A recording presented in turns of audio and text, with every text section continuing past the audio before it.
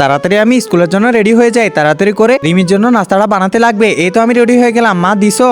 আরে একটু দাঁড়া, শুধু হয়ে যাচ্ছে। আরে আমার সময় নেই, আমি চলে যাই। আরে যাইস না, এই তো হয়ে গেছে। এই তো টিফিনটা রেডি করে ফেললাম। আরে আমি তাড়াতাড়ি চলে যাই। রিমি মনে হয় চলে গেছে নাকি, দেখি তো। আরে এ তো সত্যি সত্যি চলে গেছে। একটা কাজ করি, রাজুর দ্বারা পাঠাই দিই। আরে রাজু এখানে কি করতেছে? রাজু তো ঘুমাচ্ছে। এই রাজু, তোর বোন টিফিন ফালাই গেছে, তাড়াতাড়ি দিয়ে আয়। আরে মা, আমাকে ডাকিও না তো।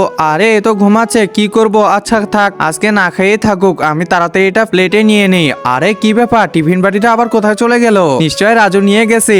ও যতই বলুক, ওর বোনকে ও অনেক ভালোবাসে। তাড়াতাড়ি আমাকে নিয়ে যেতে লাগবে, না হলে বোন সারাদিন না খেয়ে থাকবে। এই তো আমি বাস স্ট্যান্ডে চলে আসলাম। আরে রাজু, একজন মা কতটা আপন হয়ে থাকে, যার মানেই তাকে জিজ্ঞাসা করে দেখো। তো দেখা যাক বন্ধুরা, এই মায়ের জন্য কে ভিডিওটিতে লাইক এন্ড সাবস্ক্রাইব করে। আর যারা মাকে ভালোবাসো না, তারা ভিডিওটি থেকে দূরে থাকো। আপু এই যে নাও তোমার টিফিন বাটি। আরে হইছে, দে দে, তুই যা। তোকে কতবার বলছি এখানে তুই আসবি না? এত কষ্ট করে আমি টিফিন বাটিটা নিয়ে আসলাম, আর আমাকে এভাবে তাড়ায় দিল। কত কষ্ট হলো, কি করব আর। এই রাজু, কোথায় চলে যাইতেছিস? আচ্ছা থ্যাঙ্কস তোকে। আচ্ছা আপু ঠিক আছে। বন্ধুরা, কার কার বোন বেঁচে আছে তা অবশ্যই কমেন্টে জানাও।